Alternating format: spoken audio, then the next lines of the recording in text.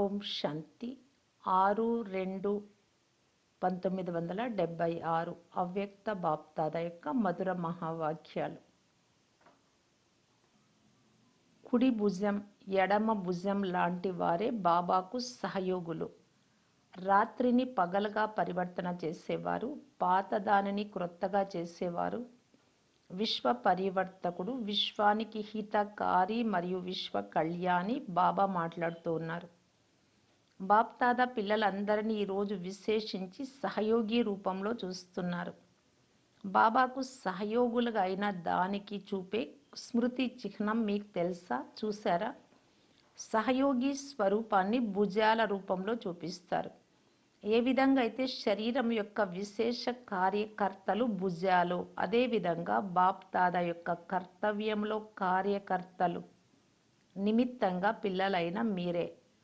సదా బాబాకు సహయోగి అంటే స్వయాన్ని బాబా యొక్క భుజాలుగా భావించి కార్యం చేస్తున్నారా? భుజాలలో కూడా కుడి ఎడమలు ఉంటారు. అదేవిధంగా కర్తవ్యంలో సదా యథార్థ రూపంలో తోడు నిలుపుకునే వారిని సహయోగులను వీరు మా కుడి భుజము అంటారు. కాబట్టి ఒకరు కుడి భుజము, రెండవ వారు ఎడమ భుజము. కానీ ఇద్దరు బాబా కార్యంలో సహయోగులే. అందువలన సాకార బ్రహ్మ బాబాకు అనేక భుజాల యొక్క ప్రసిద్ధత ఉంది. కుడి భుజం అని ఎవరిని అంటారు? అందరూ భుజాలే. చేతులు లేకుండా ఏ పని చేయలేరు కదా. అందువలన సాకార ప్రపంచంలో కూడా అంటారు, ఈ కార్యంలో మీ వ్రేలును కూడా ఇవ్వండి, లేకపోతే ఈ కార్యంలో చేతులు కలపండి, ఇలా అంటారు. చేతులు అంటే భుజాలకి, వ్రేలు అంటే సహయోగానికి గుర్తు. అందరూ సహయోగులే, కానీ నంబర్ వార్. కుడి భుజం యొక్క విశేషత సదా స్వచ్ఛంగా అంటే శుద్ధంగా శ్రేష్టంగా ఉంటారు. ఏ విధంగా అయితే ఏదైనా శ్రేష్ట కార్యము లేదా శుద్ధ కార్యము కుడి చేతితోనే చేస్తారు కదా. అదేవిధంగా బాప్ దాదాకు సహయోగి అయిన కుడి భుజం అయిన వారి మాటలో, కర్మలో, సంబంధ సంపర్కంలో శ్రేష్టంగా మరియు శుద్ధంగా అంటే పవిత్రంగా ఉంటారు. అంటే సదా శ్రేష్ట కార్యార్థం స్వయాన్ని నిమిత్తంగా భావించి నడుస్తారు. ఏ విధంగా అయితే మామూలు భుజాలు చేసేవి చేయించేది ఆత్మ కదా. అదేవిధంగా కుడి భుజంగా ఉన్న సహయోగులు సదా చేసి చేయించే బాబా స్మృతిలో అంటే కేవలం నిమిత్తంగా భావించి చేస్తారు, స్వయమే చేస్తున్నట్లు భావించరు. అందువలన ప్రతి కర్మలో అతీత స్థితి, నిరహంకారత్వము, నమ్రత, నవనిర్మాణం యొక్క శ్రేష్టత నిండి ఉంటుంది. ప్రతి సెకండు, ప్రతి సంకల్పం సంపూర్ణ పవిత్రంగా అంటే స్వచ్ఛంగా ఉంటాయి. దీనినే స్వచ్ఛత, సత్యత అని అంటారు. కుడి భుజమైన వారు విశేష శక్తిశాలిగా ఉంటారు. ఏదైనా విశేష బాధ్యత తీసుకోవడానికి కుడి చేతిని ఉపయోగిస్తారు కదా.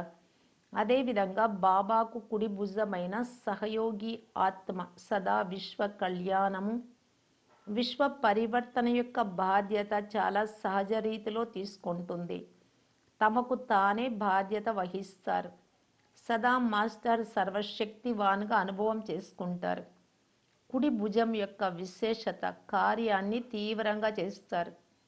ఈ కుడి భుజమైన సహయోగి ఆత్మ ప్రతి సబ్జెక్టు యొక్క ధారణలో లేదా ఆచరణలో పురుషార్థిగా ఉంటారు. సదా తయారుగా, ఎవరు రెడీగా ఉంటారు. ఇదే కుడి భుజం యొక్క విశేషత. ఎడమ భుజంగా ఉన్నవారు సదా సహయోగిగా ఉంటారు, కానీ స్వచ్ఛతతో పాటు అస్వచ్ఛత అంటే సంకల్పము, వాణి, కర్మలో అప్పుడప్పుడు ఎంతో కొంత అశుద్ధత ఉండిపోతుంది. అంటే సంపూర్ణ స్వచ్ఛత ఉండదు. పురుషార్థంలో తీవ్రత తక్కువగా ఉంటుంది. చేస్తారు, ఆలోచిస్తారు, కానీ ఆలస్యంగా సహయోగం చేస్తారు, కార్యం చేస్తారు, కానీ పూర్తి బాధ్యత తీసుకోవడానికి ధైర్యం ఉండదు. సదా ఉల్లాసము, ధైర్యం ఉంటుంది, కానీ అవి నిరాధారంగా ఉండవు. వారి స్థితి ఎక్కువగా న్యాయవాదిలా ఉంటుంది. ఎక్కువగా ఆలోచిస్తారు, కానీ తక్కువే పొందుతారు. స్వయానికి నిర్ణయం తీసుకోలేరు. ప్రతి చిన్న విషయానికి నిర్ణయం తీసుకోవడానికి వేరొక జడ్జి కావాల్సి ఉంటుంది. కానీ కుడి భుజం లాంటి వారు నియమపూర్వకంగా జడ్జిగా ఉంటారు, కానీ న్యాయవాదిగా కాదు. ఇప్పుడు మిమ్మల్ని మీరు పరిశీలించుకోండి. నేను కుడి భుజాన్నా, ఎడమ భుజాన్నా అని. న్యాయవాదిగా ఉన్నారా లేక నియమపూర్వకంగా ఉన్నారా? బాప్దాదాకైతే ఇద్దరూ సహయోగులే. సదా మిమ్మల్ని మీరు సహయోగిగా భావిస్తే స్వతహాగానే సహజ యోగిగా అయిపోతారు. చేసి చేయించేవారు బాబా, కేవలం మేము నిమిత్తులము అని భావిస్తే సదా నిశ్చింతగా హర్షితంగా ఉండగలరు. ఈరోజు బాప్దాదా తన సహయోగి భుజాలను చూస్తున్నారు. అందరూ భుజాలే కదా. అందరి మనస్సులో ఈ శుభ సంకల్పం సదా ఉంటుంది కదా, మేమందరం విశ్వ నవ నిర్మాణం చేసే విశ్వ పరివర్తకులము అని. విశ్వానికి పరివర్తన చేసే ముందు స్వయం సంపూర్ణ పరివర్తన అయ్యారా? ఎంతెంత స్వపరివర్తనలో లోపం ఉంటే అంతంత విశ్వ పరివర్తనలో కూడా లోపం ఉంటుంది. స్వపరివర్తనతోనే సమయాన్ని కూడా పరివర్తన చేయగలరు. స్వయాన్ని చూసుకున్నట్లయితే సమయం గురించి తెలిసిపోతుంది. పరివర్తన సమయం యొక్క గడియారం మీరే కాబట్టి స్వయం యొక్క గడియారంలో సమయం చూసుకోండి. మొత్తం విశ్వం అంటే సర్వాత్మల యొక్క ధ్యాస అంతా ఇప్పుడు నిమిత్తమైన సమయం యొక్క గడియారాలైన మీపైనే ఉంది. ఇప్పుడు ఇంకా సమయం ఎంత ఉంది అని.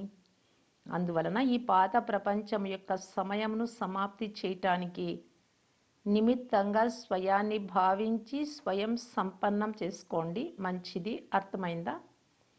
ఈ విధంగా విశ్వ పరివర్తకులకు, రాత్రిని పగలుగా పరివర్తన చేసే వారికి, ప్రాతది కొత్తది చేసేవారికి, బాప్దాదాకు శ్రేష్ఠ సహయోగి అంటే సదా సహయోగులకు, సదా విశ్వానికి హితకారి, విశ్వ కళ్యాణి శ్రేష్ఠాత్మలకు బాప్దాదా యొక్క ప్రియ స్మృతులు మరియు నమస్తే. ఈ మురళి యొక్క సారం మిమ్మల్ని మీరు పరిశీలించుకోండి. కుడి భుజాన్న, ఎడమ భుజాన్న అని. న్యాయవాదుల లేక నియమపూర్వకంగా ఉండే వారా? సదా మిమ్మల్ని మీరు సహయోగిగా భావించడం వలన సహయోగిగా కాగలరు. చేసి చేయించేవాడు బాబా, కేవలం నేను చేసే నిమిత్తుడను అని భావిస్తే సదా హర్షితంగా నిశ్చింతగా ఉండగలరు. సెకండ్ పాయింట్, స్వపరివర్తనలోనే విశ్వ పరివర్తన చేయగలం. అందువలన ఈ పాత ప్రపంచం యొక్క సమయాన్ని సమాప్తం చేసి నిమిత్తంగా భావించి స్వయాన్ని సంపన్నం చేసుకోండి.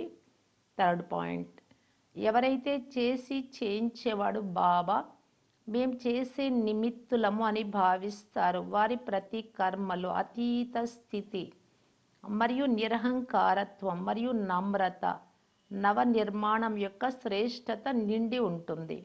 ఫోర్త్ పాయింట్, విశ్వ పరివర్తనకు ముందు స్వయాన్ని సంపూర్ణ పరివర్తన చేసుకోవాలి. ఎంతెంత స్వపరివర్తనలో లోపం ఉంటుందో అంతంత విశ్వ పరివర్తనలో కూడా లోపం వస్తుంది. ఓం శాంతి.